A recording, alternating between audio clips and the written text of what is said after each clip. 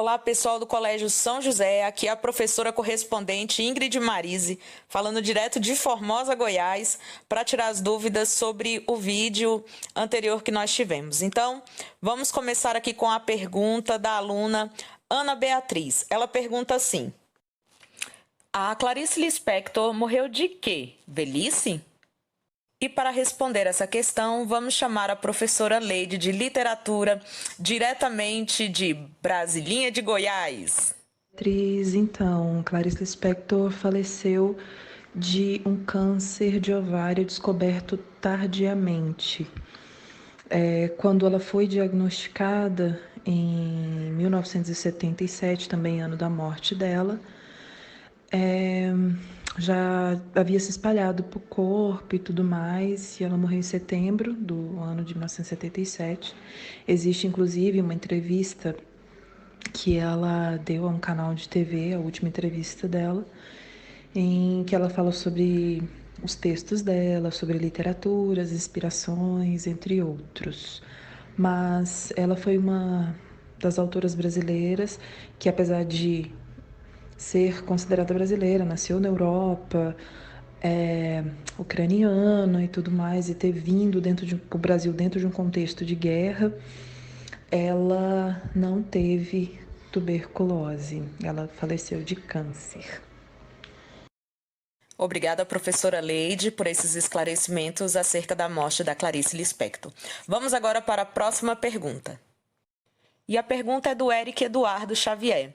Água sanitária ajuda a prevenir e a higienizar o Covid-19? E para responder essa pergunta, diretamente de Goiânia, que é bem quentinho de vez em quando e na maioria das vezes é o inferno na Terra, a professora de Biologia Mariana. O vírus combate sim, Eric.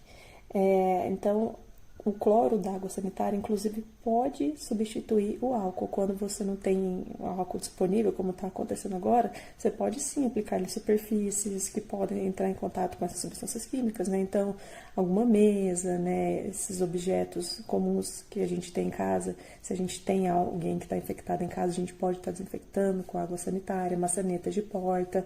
Então, pode ser sim. O álcool tem que ser 70%, então puxando esse gancho, o outro que é bastante comum é o álcool, e tem que ser 70%, porque se for muito alta a gradação dele, apesar de pessoas comuns não conseguirem comprar ele, né, normalmente. Mas se ele for muito alto, ele vai evaporar antes de matar o micro-organismo, e se for muito baixa a gradação dele, também não vai adiantar nada, porque não vai ser suficiente para matar. E o mais simples é a água e o sabão, né? Lembrando que o vírus da Covid é um vírus que ele é envelopado, que é aquela camada mais externa, que é feita de lipídio, e esse sabão vai estar ajudando a desfazer essa camada e o vírus vai morrer por conta disso. Mariana, temos mais uma pergunta aqui. E essa pergunta, ela vem da aluna Ana Beatriz Arantes. Ela diz assim: Ingrid, gostaria de pedir para a Mariana explicar sobre a febre novamente. Como que acontece? Quando a gente tem exposição a algum tipo de micro-organismo patógeno, quando a gente pode ser também algum tipo de poeira, algum alérgeno, né? O que acontece? Isso vai desencadear uma resposta inflamatória no nosso corpo. Nosso corpo, então, vai se preparar para combater essa coisa que entrou nele, esse invasor. E um dos mecanismos para isso vai ser, então, a elevação da temperatura. Então, alguns tipos de células de defesa do nosso corpo vão estar produzindo uma substância chamada de prostaglandina.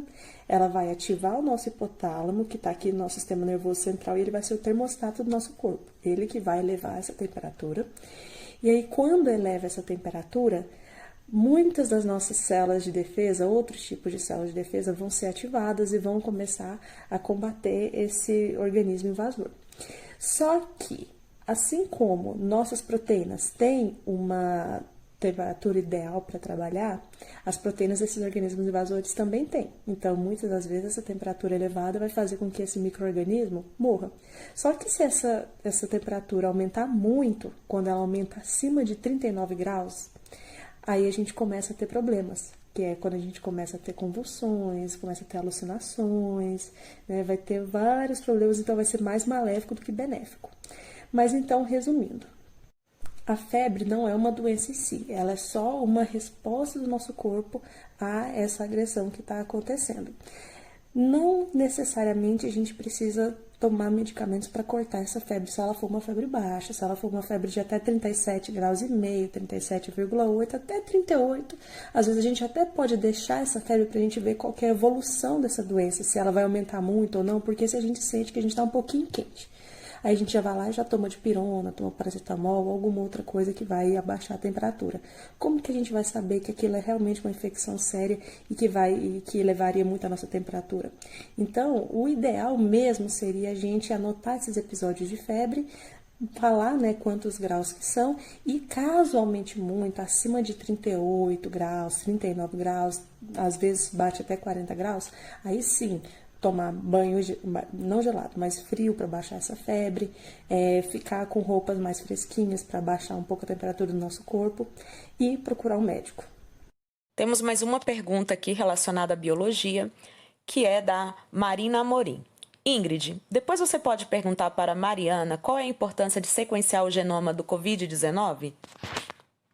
E essa pergunta é muito interessante porque, no caso do coronavírus, as primeiras pessoas que conseguiram fazer esse sequenciamento foram 2 pesquisadoras aqui da USP, no Brasil.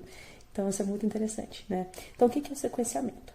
Tanto no DNA quanto no RNA, aquela sequência de nucleotídeos, que tem aquelas letrinhas que a gente estudou nas aulas, essa sequência de letrinhas é que a gente faz, que a gente lê no sequenciamento, para a gente ver qual que é essa sequência.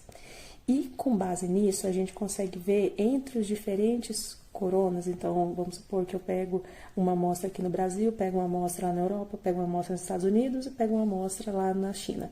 Eu consigo ver qual que foi a mutação desse vírus. Eu consigo, né, através disso também, saber da onde que veio esse vírus. Então, vamos supor que a pessoa que está infectada aqui em Goiânia, da onde que é esse vírus? Eu vou lá e olho e vejo qual que é a maior semelhança dele, se é aquele que estava na China, ou se ele pegou algum desses que já sofreu mutação e já está na Itália, e a gente consegue ver qual que é essa taxa de mutação. E, principalmente, a gente consegue também, através disso, fazer vacinas e tentar descobrir uma cura, né, para essa doença. E ainda aproveitando o gancho, a Ana Beatriz Arantes pergunta: então eu queria perguntar a respeito do ibuprofeno, porque surgiram boatos que usar ele iria deixar o vírus mais forte ou algo assim.